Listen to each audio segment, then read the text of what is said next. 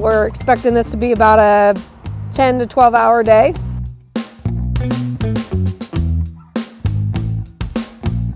They were estimating about 800 yards of concrete, and we can only pour it so fast. We can only get concrete here so fast.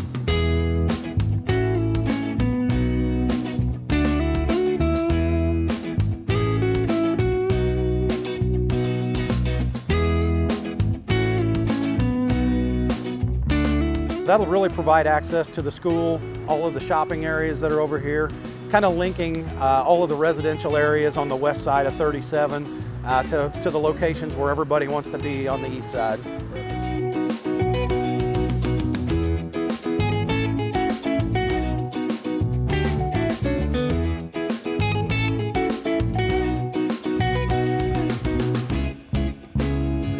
With the new sidewalks that'll be put on the bridge, it'll give a safe crossing for people that don't have vehicular access to get around all of this construction.